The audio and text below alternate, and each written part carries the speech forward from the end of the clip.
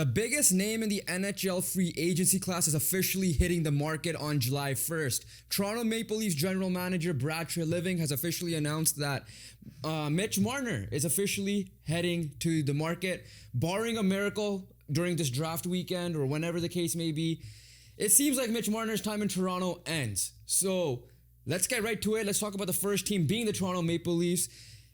We already said it in the past in the Toronto video that it should be time to move on, but do you see a realistic chance of him coming back though still? I am not going to rule out a dude at Mitch Marner's caliber to re-sign, especially in his hometown team as well. So obviously that's an advantage. He's going to cost a lot. Like, it's simple as that. Wherever he goes, he's going to cost a lot, right? You're going to There's talks about 14 mil. You're going to see contracts, you're going to see probably a top 3 contract when it comes to Mitch Marner, wherever he signs. Whether the Toronto Maple Leafs can afford that, I don't know if they can. Right now, obviously they can, but obviously their team just going to be very similar, right? They're not going to have anyone else added. I'm not going to rule out Marner and the Maple Leafs re-signing just because we have seen a lot of instances where if a person does test free agency, they do somewhat this one sometimes like resign. But yeah, obviously if I'm getting if I'm leaning one way or the other, I am leaning seeing Marner in a new jersey next year. Yeah, it's not the Devils. Only reason why I'm giving it to the chance is because it's Toronto and he's a Toronto kid. That's the main reason why. But at the end of the day, what's done? It's what can he do? If they give the money, right? 13.25 is Matthews and Nylander's 11.5. Right? They're both in the top 10, including ties. Even if you give the money, we already talked about this in our video before, which you guys should check out when Toronto got eliminated. It's time to move on regardless. What more can he do there? He's already kind of a hated hometown kid. He couldn't live up to the pressure, unfortunate. And it's time for him to go to a spot where the market isn't as big as Toronto or pretty much anywhere in Canada, right? So let's start off with this question before we get to the teams. 14 million. I think it's ridiculous if you'll get 14 million. Bro, okay, here's the thing. It's kind of when you're looking at it at times, I think the best comparison I could think of is NFL quarterbacks. Obviously, Patrick Mahomes should be the highest paid NFL QB. There's no debates about that. But when you're looking at, at the time of when people become free agencies, and obviously it just feels like the later you hit the free agent market or later you're up for a contract, the more money you're going to get, right? Dak Prescott's not a $60 million quarterback. Mitch Marner's not a $14 million player. But can I count? But, when you're looking at it, when the NHL, cap going up, and Marner, at the end of the day, I know his value is not at the highest right now, but it's still Mitch Marner at the end of the day. He's going to demand money, and the market's going to match that just because of the cap going up, the time that it is. At the end of the day, we're going to see Connor McDavid probably get $16 million next year, right? This offseason. Or this offseason, right? The extension, yeah. But when you, nobody should get paid more than Connor McDavid, but people are because people have became free agents. That's just how it works. To counter right? So that's the main thing I have with that. And again, when it comes to free agency, everyone's overpaid. To counter you can't tell me there's one NHL player that has been fairly that you think has been a dub or a steal in terms of one of the top free agents signing, because a lot of them get overpaid. You're talking about July 1st, right? Yeah. I'm talking about people that actually reach the market. People overpay all the time. Artemi Panarin's the only one I could be okay, that was the fair one. I could say, yes, he's top 6 in this. At the time he signed it, it was a lot of money. I get it. But I still think it was for what he did was pretty good, right? But yeah, you're right. At the end of the day, the only point I have to counter you is that quarterback is a premium position. He's not a center. Marner, I believe he's not a center, at least I'm pretty sure he's a winger. He's a winger. Yeah, so it's not a premium position, but the timing is because NHL free agents usually don't hit July 1st, top of the notch tier, the ones we see in the NBA, right? NFL, we don't see it often at the quarterback position, but but in the NHL, we don't see them hit July 1st. He's the big fish. Rantanen already signed. We all know it would have been Rantanen. We would have been sitting here talking about Rantanen as the big guy. Rantanen got 12 mil. Now, Rantanen, I believe, is slightly older than him. But yeah, the fact the reports about 14 million, LA willing to give that to Carolina, whoever, and we'll jump into teams here in a second. I still think, okay, pump the brakes a little bit. He should not be at Draisaitl level. He should not even be at a Matthews level. He's a damn good player. Don't get me wrong. I feel wherever he goes after Toronto, he's gonna prove people that he is a really good hockey player when it comes to playoff time, probably as well. But I'm more so in the 12 mil range at the moment. That's like the highest I would give him personally. Obviously, yeah. I would barely want to give him 12 million if I'm being honest. Well, okay, if I see Pettersson at 11.6, I'm giving him 12 mil. Exactly. Well, look, that's it's just timing. That's what it is. Marner's hitting the free agent market at a really good time. That's why he's gonna get paid a lot of money. So that is the main reason why 14 million. At the end of the day, here's what I'm gonna clarify. Would I pay Mitch Marner $14 million? The answer is hell no. I will never ever do that. But don't be surprised if he's getting $40 million per year for the next 8 years, essentially. I'm correcting myself. Rantanen's only a year older, if anything, and he's at 12 million. Yeah, if I'm any team, I'm not giving him more than what Rantanen got. That's what I'm gonna say. That's just me. Because I thought Rantanen was a little bit older. Rantanen's my age, by the way. Yeah. So, and you ain't making $12 million. Oh yeah. Well, help us. But, help us make $12 million. 1997, I believe, is Marner. Anyways, and we have another guy we'll talk about at the end just to close it out. But let's get to the teams. Let's get it started. I'm gonna start off with this. Vegas. Vegas is the type of person at a dinner table who would eat all the food and then go on LTIR.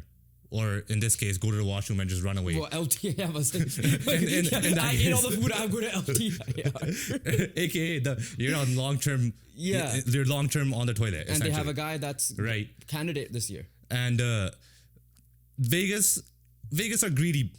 Vegas are just greedy. They'll go after any top player. They're obviously in conversations where every time a top player is usually available, you hear Vegas in the rumors somewhere or another, whether it be heavy or slightly, they're just there because that's who Vegas are. Don't blame them. And obviously, I don't blame them. Why not go after the top players? They got Pietrangelo, who was a number one free agent, a while back, during the COVID year. They've obviously gotten Jack Eichel in that massive trade. Pacioretty. They've gotten Pacioretty. They got Mark Stone, right? Like, are we surprised that Vegas is in the conversation? You shouldn't be, because this is who they are. They go after the big fish. And they're ruthless. They trade away whoever they want to trade away. No matter if you're the OG Vegas guy. Like who are the Golden Misfits left now? If they're going after Mitch Marner, William Karlsson has to go. Is he the only one left? I think he's main Riley Smith one. came back. Yeah, I think William Karlsson is the only one now.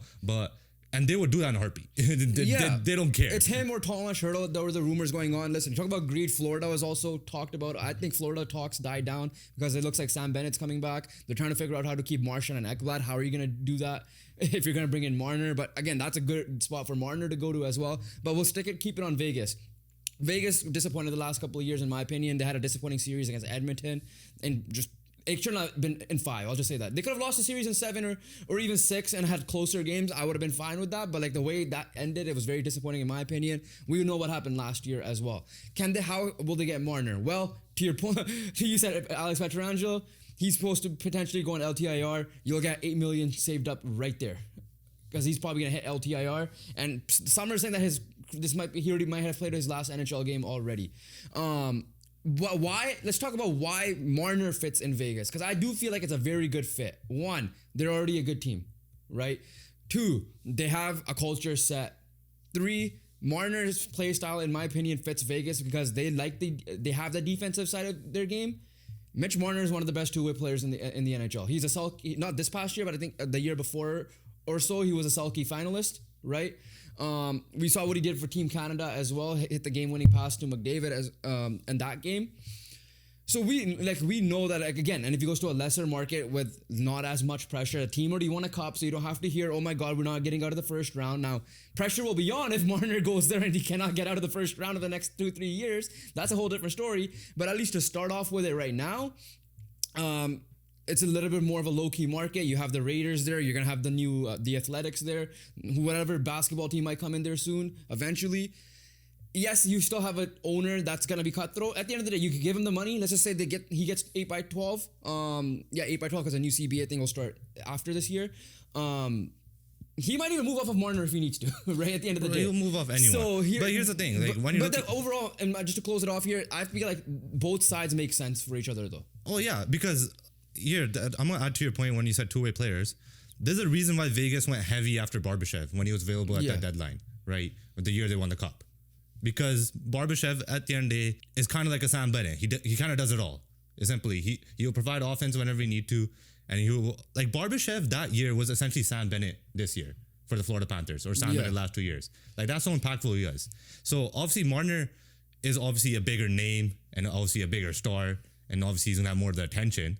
But when you're looking at it, you are right in terms of Marner does have the two-way ability, and we have seen the two-way ability win Stanley Cups with the Vegas Golden Knights, and obviously the last 2 years with the Florida Panthers. So the last 3 years in a row, Even essentially. like, you could go back to Colorado to a certain degree. You could go back to Tampa, right? Braden Point, I believe, is a good two-way guy. Anthony Cirelli and all these guys. Yeah. So you need a guy like that. Again, it's The issue is not getting a guy like that. The issue is telling that guy to be clutch show up. when he needs to be it. Just show up. The thing with Marner though is he starts off well in series, but when it matters most, like game 5, 6, 7, is when he quiets down, and that's when he cannot have that. But again, how much of that is the pressure that he has being a hometown kid in Toronto, who I don't know. We'll find out this offseason if he actually moves, which we believe he will. So we'll see.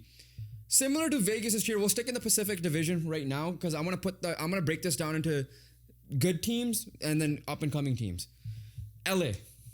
First of all, their biggest problem is the Edmonton Oilers, right? They need to get off the Oiler hurdle, essentially, right? They can. They've been in on trying to get some of these goal scoring, right? They were trying to get Boeser at the deadline. He's obviously available for if. Again, Boeser's a third or second constellation after Ehlers, right? They obviously ended up getting Kuzmenko, who worked well for them. We'll see what happens. That's a cheap buy. But they're one of the names where that threw out that potential 14 mil of trying to get Mitch Marner because they need some type of goal scoring, some type of offensive ability. Obviously, consistently in the regular season, obviously for sure, but obviously they would hope that it happens in the postseason. Anze Kopitar is not getting younger. Yeah. And we've seen Anze Kopitar. I think his contract's up either next year as well, so he might retire for all we know. We've seen Anze Kopitar dominate in LA for a long time, right? Yeah. And he was a type of guy, again, had every part of his game. He was good offensively, he was good in his own zone, and all those things. So right now, their main offensive guy is Adrian Kempe.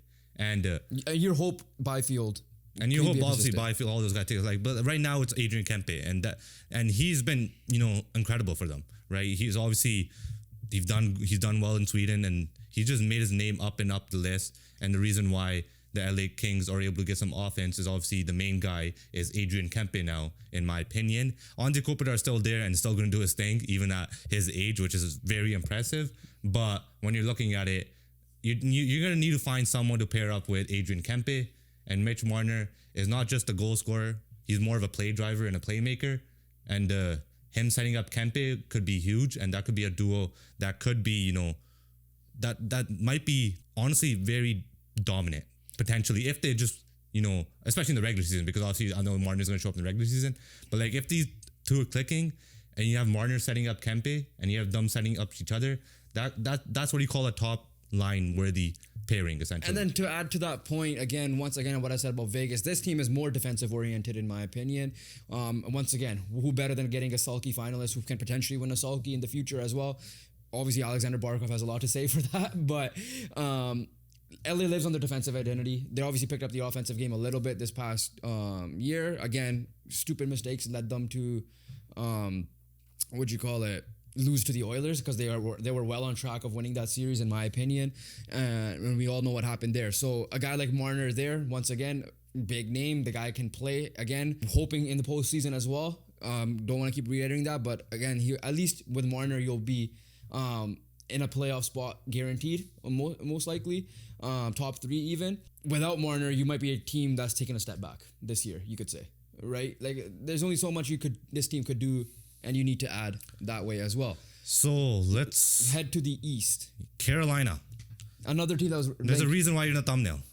And I'm not saying that Mitch Marner might give you the solution, because the issues that Mitch Marner has is kind of what you guys have. But getting Mitch Marner will definitely help.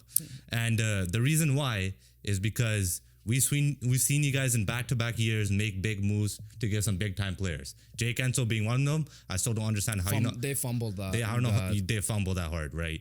And then obviously Mikko Rantanen, who ended up did not want to be there, but they did enough to salvage something out of it, which is Logan Stankoven. Again, he did pretty well in the playoffs, I would say.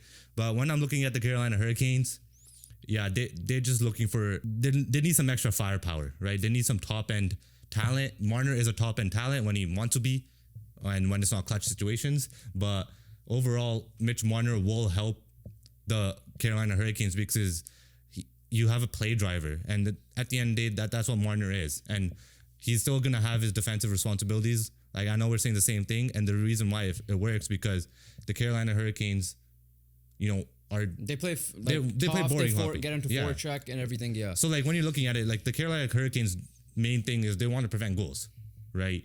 And obviously getting a two-way forward is gonna help with that. I still question Carolina's defense a lot just because obviously losing Shea and Pesci and those guys, obviously their defense doesn't seem that good, even though it's led by one guy, which is Jakub Slavin, and obviously their goaltending is still a question mark. But getting a guy like Mitch Marner and getting a top end talent, they need that, and that could help. I'm gonna correct you one thing. I think it's straight up Jakub Slavin because he's American. From what I heard, we're making him sound like he's European as well. I know it sounds cooler. Don't get me wrong, but I think I don't want to get criticized for saying we keep saying his name wrong. I think it's Jakub Slavin. Comments could correct us down below which one of us is right when it comes to that. But Carolina, the other reason why, to add to your point, they've been linked to him on trades. Right, I don't know if it's him who denied the trade when it comes to when it came to the deadline or pre-deadline or whenever the move was, when they had Rantanen, before they had Rantanen, and stuff like that. You need to listen. Carolina at least gets to the conference finals. I'll give them that. It's kind of easy when you're in a Metropolitan. True, but I feel like both of these guys, again, there is pressure on Carolina, but the market isn't Toronto once again. And Carolina is just, they need a player to get over the hump. Again, I get it. The memes are going to be, why are you trying to get Mitch Marner? At the end of the day, I still believe in a guy as a good player. Go get the guy, because you don't, at the end of the day, and the problem with Carolina that I'm going to have is, are they willing to pay him like how much money he wants? Because they were stingy with Jake Gensel. They are stingy. They don't overpay for people, which is not a good thing at times, because sometimes you might need to overpay for someone and hope. It's not good during free agency, that's for sure. Right. So they need, if they are serious in getting Marner, and I believe he fits there as well, you need to throw the money. I'm not saying 14 million, but you have to at least give him 12. As simple as that. At least Rantanen money, at the very minimum, if you need to do that as well. Before we move on to the up-and-coming teams, once again, make sure you guys hit that subscribe button. We are officially in the off-season mode, so we'll be dropping free agency recaps, predictions, and all that stuff. We'll be dropping certain teams and what they need to do as well. So hit that subscribe button, post notification bell. Comment down below, where do you think Mitch Marner is going to sign this off-season as well? And let's get right into it. Listen, at the end of the day, Mitch Marner could fit on many teams. Right, we're obviously gonna limit it because there's realistic options, and at the end of the day, wherever he goes, the team's only gonna get better. And I'm gonna clump these two ones together: the Anaheim Ducks and the Chicago Blackhawks. Now, the Chicago Blackhawks are in a much more of a worse situation. The Anaheim Ducks, they got a new coach in Joel Quenneville. We know what, as a coach, we know how really good, he's a really good coach, right? Yeah, emphasizing the coach, what he did with obviously Chicago, winning those 3 cups. Heck, if he was still the coach for Florida, he could have won a cup. Not taking anything away from Paul Maurice, but I'm just saying during that situation, they just hired Jay Woodcroft as their associate coach, assistant coach right now as well. So they already made moves, right? Trevor Zegras is gone. They brought in, I forgot who they brought, Chris Kreider. So they're trying to set Quenneville and the team. They're trying to set some type of culture. They obviously have Jacob Trouba there from last year's trade as well. So why not bring another guy in like Mitch Marner? Now, this one is, obviously, he's not going to a team that's going to be excelling, right? They're not winning the cup next year, but he can grow with them. And Anaheim is looking to make that jump in that Pacific Division especially. And this is your chance. Like Anaheim is at the Montreal Canadiens stage now where they need to make a jump. Here's the thing. Simple as that. I'm going to get this off my chest quickly. If Marner doesn't go to Vegas, I don't think Marner's winning a cup next year in general, no matter where he goes. But when I'm looking at it and looking at these up-and-coming teams, why not? Like, the good reason for Marner to go there is because he gets the attention, right? He's the main guy. He's the big dog, right? Obviously, when you're in Toronto and you have Nylander and Matthews and all these guys with you, right? And obviously the market, like, one, you're obviously going to be heavily criticized, but two, at the end of the day, you're not the top guy. Right? If you're on a team and you're the leader and you're the best player by far, I think that could help a player like Marner just because it will just help him grow his confidence. And he knows that as long as he's playing good hockey, this team has a chance to win, right? And when you're looking at Anaheim, it just feels like these guys are trying to make the next step. It just like with some of the moves they made, obviously, like you don't hire Joe Quenneville if you're not trying to, take a next step, because Quenneville is a cup winning coach, right? You don't get a guy like Chris Kreider if you don't want some sort of veteran president, culture setter, at the end of the day, a goal scorer as well, right? So to me, it feels like Anaheim's trying to make trying to take the next step, trying to make a big move. And obviously, Mitch Marner hitting the free agent market is probably no other. Like, when's the last time a free agent like Mitch Marner hit the open market? Or Timmy Panarin. Right. It's been a while now. So Anaheim, they have a prime opportunity to take the next step, the next big step, and it feels like they are. So I feel like they are definitely obviously in contention to get Mitch Marner. So I made a mistake. I meant to say the Utah Mammoth, not Chicago Blackhawks, to clump these guys together, because the Utah Mammoth and the Anaheim Ducks are in like similar stages. Utah Mammoth are obviously a step ahead, right? Yeah. They recently made a move for JJ Peterka, so I don't know how much that will limit it, but Mitch Marner there is like exactly what Utah's already in a better situation, and I feel like he will still have more of the attention of the main guy there, in my opinion. As much as I love Clayton Keller there, and the guy that we've traded, Dylan Gunther, and Logan Cooley and all these guys, he can propel this team into the playoffs, into a playoff spot. He's in a Central Division as well, so for me, I think Utah, Anaheim, like taking that next step, that'll be good spots. Do you want to say something about Utah? I don't think Utah's gonna pull it off. I'm hearing stuff about Utah personally. I know. I've seen. My gut feeling is I don't think Utah's gonna pull it off. Because they made a move for Peterka recently as well. Yeah, that's one reason too. But I feel like, I don't know. I feel like if I'm Utah, I would probably want to let Gunther and Cooley take over and Keller just take over, which is fair in my opinion. But in terms of Anaheim, there is no top dog, right? Like at the end of the day, when you bring in Marner, he's gonna be the top guy.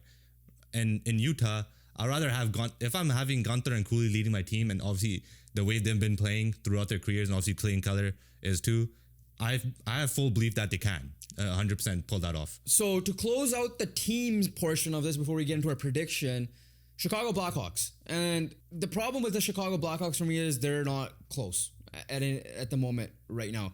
They hired a new coach as well, but he isn't like I know I forgot his name, but he's going for his second stint as a head coach, I believe. The whole point is to find Bedard help. And if you want to get paid, now I don't know if you want to be there for 8 years or you want to be there for 4 years, to play alongside Bedard, to show Bedard, hey, we mean serious business. They have the most cap space, one of the most cap spaces. Why not give him the money and be like, hey, get us ready and we'll try to make a jump soon. Here's the thing with Chicago. If you get, like, obviously you want Bedard to be the guy, and obviously they're trying everything, and Bedard's a little bit slow off the marks. Don't get me wrong. Like he didn't, like Salibeni, done something in his rookie year. Bedard, so far it feels like he's obviously rookie year slow. Good, sophomore year bad. Yeah, so for his standards, like when you're looking at it, obviously you want Bedard to be the guy, but when you're the Chicago Blackhawks and you get a guy like Mitch Marner, that just accelerates your process even more. So it doesn't just show Bedard that, hey, we mean business, we're gonna go after, we're gonna get you someone to play with.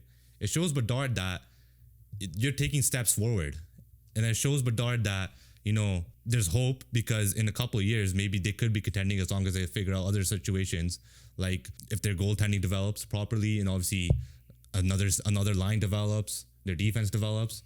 Like right now, Chicago feels like it's a long process, and I 100% agree with you.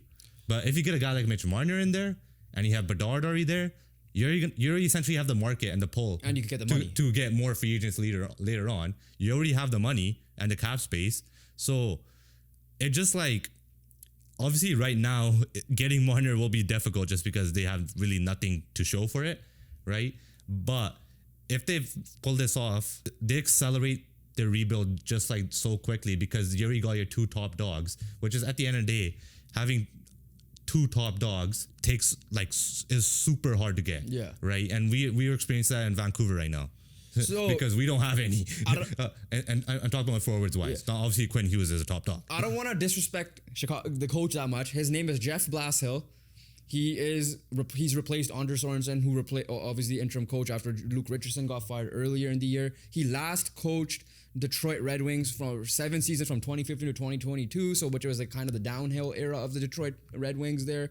And who was an assistant for the last 3 years for the Tampa Bay Lightning. So he was part of the winning culture the last couple of years. This is his second chance at a head coach. We saw what happened with Rick Tocchet. Well, Rick Tocchett's third chance when he joined Vancouver, and we saw how good he did. So maybe this is a chance for him. So we'll see what he does there with the culture. Yeah, Chicago's obviously on the lower end of my thing, but like again, like if he wants to get paid, Chicago should throw the money at him and be like, all right, let's come here, let's get something going. Kind of like what they tried with Taylor Hall. When they first signed him a couple years ago. But he's much better. Much elevated. Much more elevated. Before we get into a prediction here, so obviously Mitch Marner, this is going to be a quick discussion.